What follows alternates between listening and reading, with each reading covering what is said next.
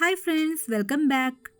ഇന്നത്തെ ഈ വീഡിയോയിൽ നമ്മൾ ഡിസ്കസ് ചെയ്യാൻ പോകുന്നത് ഒരു മെക്കാനിക്കൽ എഞ്ചിനീയർ ബിടെക് ടൈമിൽ തന്നെ പഠിച്ചിരിക്കേണ്ട ചില സോഫ്റ്റ്വെയർസിനെ പറ്റിയാണ്. കമ്പനീസ് എപ്പോഴും ബെറ്റർ എംപ്ലോയബിലിറ്റി ഉള്ള സ്റ്റുഡൻസിനെയാണ് പ്രിഫർ ചെയ്യുക. എന്താണ് ഇതിൻ്റെ അർത്ഥം? ജോലിക്ക് എടുത്തു കഴിഞ്ഞാൽ മിനിമം ട്രെയിനിങ് കൊണ്ട് ജോലി ചെയ്ത് തുടങ്ങാൻ സാധിക്കണം. ഇങ്ങനെ ചിന്തിക്കുമ്പോൾ ചില സോഫ്റ്റ്വെയർസിലുള്ള പരിചയം ജോലി കിട്ടാൻ സഹായകമാകാറുണ്ട്. സ്ഥിര ജോലിക്ക് മാത്രമല്ല, ഇന്റേൺഷിപ്സിനും കോളേജിലുള്ള കരിക്കുലർ ആൻഡ് നോൺ കരിക്കുലർ പ്രോജക്ട്സിനും ഇനി വേണമെങ്കിൽ ഫ്രീലാൻസിംഗ് പ്രോജക്ട്സിന് പോലും സോഫ്റ്റ്വെയർസിന്റെ അറിവ് സഹായകമാകും. നമ്മുടെ ലിസ്റ്റിൽ ആദ്യമുള്ളത് CAD സോഫ്റ്റ്വെയർസ് ആണ്. CAD എന്നാൽ കമ്പ്യൂട്ടർ എയ്ഡഡ് ഡിസൈൻ. പണ്ട് ഡ്രോയിങ് ബോർഡ്സിൽ ചെയ്തിരുന്ന കാര്യങ്ങളൊക്കെ ഇപ്പോൾ സോഫ്റ്റ്വെയർസിലാണ് ചെയ്യുക. ഏതൊരു ഡിസൈനും CAD സോഫ്റ്റ്വെയറിൽ 3D ഉണ്ടാക്കിയതിനു ശേഷമേ മാനുഫാക്ചറിലേക്ക് പ്രൊസീഡ് ചെയ്യാറുള്ളൂ. അതുകൊണ്ട് തന്നെ ഏതൊരു പ്രോഡക്റ്റിൻ്റെ ഡിസൈനിലും CAD മോഡലിംഗ് അനിവാര്യമാണ്. കാർ, ബൈക്ക്, മൊബൈൽ, പെൻ തുടങ്ങി എന്തിൻ്റെയും തുടക്കം CAD ഡിസൈനിൽ നിന്നാണ്.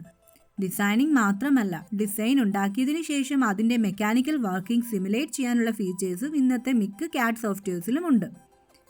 എല്ലാ ഇൻഡസ്ട്രീസിലും വൈഡ്ലി യൂസ്ഫുൾ ആയ ഒരു സോഫ്റ്റ്വെയർ എന്ന സ്ഥിതിക്ക് CADിലുള്ള മുൻപരിചയം നിങ്ങളെ വളരെ സഹായിക്കും.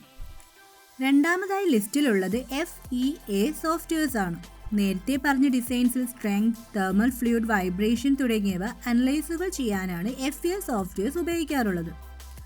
ഉദാഹരണം, ഒരു കാറിൻ്റെ ക്രാഷ് ടെസ്റ്റ് വെർച്വലായിട്ട് ചെയ്യാൻ FEA സോഫ്റ്റ്വെയർസ് ആണ് യൂസ് ചെയ്യാറുള്ളത്. ഇതിലെ പ്രൈമറി ലെവലിലുള്ള ഫീച്ചേഴ്സ് ഒക്കെ യൂഷ്വലി CAD സോഫ്റ്റ്വെയർസിലും കാണാറുണ്ട്. ഇതും ഇൻഡസ്ട്രീസിൽ വളരെയധികം യൂസ് ചെയ്യാറുണ്ട്. CADിനേക്കാൾ സ്കിൽ വൈസ് മുകളിലാണ് FEA. സോഫ്റ്റ്വെയർ എങ്ങനെ യൂസ് ചെയ്യണമെന്ന് മാത്രമല്ല, FEA തിയറി കൂടി അറിഞ്ഞിരിക്കേണ്ട ആവശ്യമുണ്ട് പ്രോപ്പർ അനാലിസിസ് റിസൾട്ട്സ് കിട്ടാൻ. അടുത്ത നമ്മുടെ ലിസ്റ്റിലുള്ളത് MATLAB ആണ്. MATLABിനെ ഒരു വളരെ അഡ്വാൻസ്ഡ് കാൽക്കുലേറ്റർ എന്ന് കാണാവുന്നതാണ്.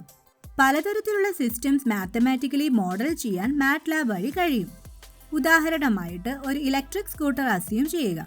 ഈ സ്കൂട്ടർ എത്ര സ്പീഡിൽ എത്ര ദൂരം പോയാൽ എത്ര % ബാറ്ററി ചാർജ് ബാക്കി ഉണ്ടാകുമെന്നൊക്കെ മാത്തമാറ്റിക്കൽ മോഡൽസ് ഡെവലപ്പ് ചെയ്ത് നമുക്ക് പ്രെഡിക്റ്റ് ചെയ്യാനും ഈസി ആയിട്ട് കാൽക്കുലേറ്റ് ചെയ്യാനും MATLAB വഴി സാധിക്കും.